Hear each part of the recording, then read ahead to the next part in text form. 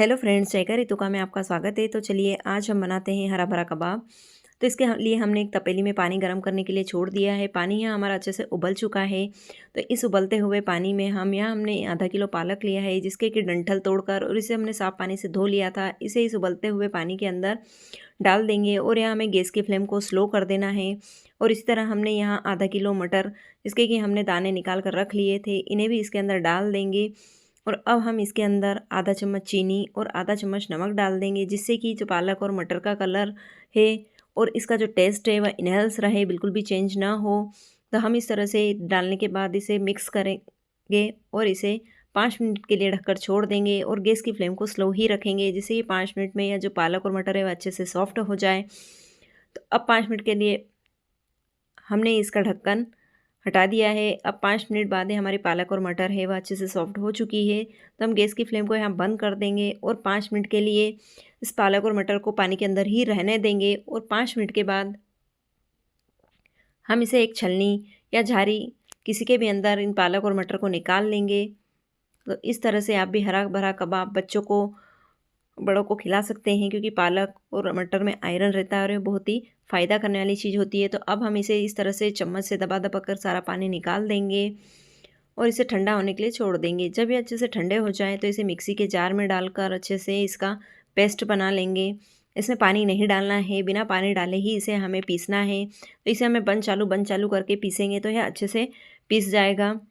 तो इस तरह से हमने इसे पेस्ट बना लिया है। तो अब हम एक कढ़ाई लेंगे और कढ़ाई के अंदर हम 1 चम्मच घी डालेंगे। अब इस घी के अंदर हम 1 चम्मच भरकर जीरा, 3 से 4 बारीक कटी हुई हरी मिर्च, थोड़ा सा कद्दूकस किया हुआ अदरक, इन तीनों ही चीज़ों को डालकर अच्छे से चला लेंगे। और अब हमने यहाँ एक मीडियम साइज़ का शिमला मिर्ची, जिसे कि हमने बारीक बारीक कट करके रख लिया था, उसे भी इसके अंदर डाल देंगे और इसे भी हम चलाते जाएंगे, जिससे कि इसका जो मॉइस्चर है वह ख़त्म हो जाए। तो इस तरह से हम इसे अच्छे से पका लेंगे। इसका मॉइस्चर पूरी तरह से ख़त्म करना है। और अब हमने यहाँ जो पालक और मटर का पेस्ट बना कर रखा था, इसे भी इसके अंदर डाल देंगे और ये हम गैस की फ्लेम को मीडियम रखेंगे और इस पेस्ट को अच्छे से चलाते जाएंगे। इसका भी हमें मॉइस्चर ख़त्म करना है। तो इस तरह से इसे चलाते रहना है, नहीं तो यह कढ़ाई में चिपकने लगेगा। इसे पकाने में 5 से 7 मिनट का टाइम लगता है। 5 से 7 मिनट के अंदर यह पककर बढ़िया सा तैयार हो जाता है। तो इस तरह से यह कढ़ाई भी छोड़ने लगता है। तो इस तरह से हमें इसे 5 से 7 मिनट तक पका लेना है। और जब इस तरह से यह कढ़ाई छोड़ने लगे तो गैस की फ्लेम को बंद कर देना है। और अब हम इस पेस्ट को एक थाली के अंदर निकाल लेंगे और जब ये हल्का ठंडा हो जाए तो इसके अंदर हम 1 चम्मच लाल मिर्ची का पाउडर, 1 चम्मच धनिया पाउडर, आधी से भी थोड़ी सी कम हल्दी पाउडर, 1 चम्मच चाट मसाला, आधी चम्मच काला नमक और आधी चम्मच ही हम सफ़ेद वाला नमक डालेंगे।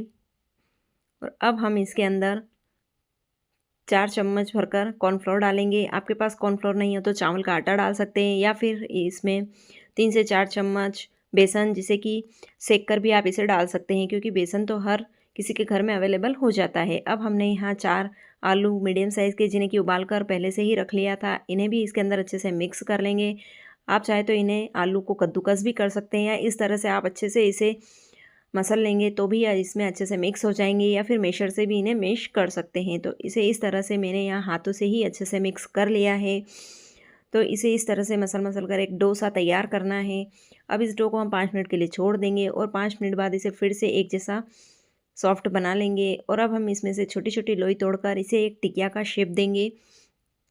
तो इसे इस तरह से टिकिया का शेप देना है। अगर ये डो हाथों में चिपके तो आप थोड़ा सा ऑयल या फिर घी आपके हाथों में लगा सकते हैं और इस तरह से आप इसकी छोटी छोटी टिकिया बनाकर तैयार कर लें। अब यह हरा भरा कबाब है, तो इसके ऊपर हमने यहाँ एक काजू के 2 टुकड़े करके यहाँ लगा रखे हैं। एक काजू में से हमने 2 टुकड़े कर लिए थे, तो इसे इस तरह से इसके टिकिया के ऊपर चिपका देना है, जिससे कि यह दिखने में बहुत ही बढ़िया दिखे।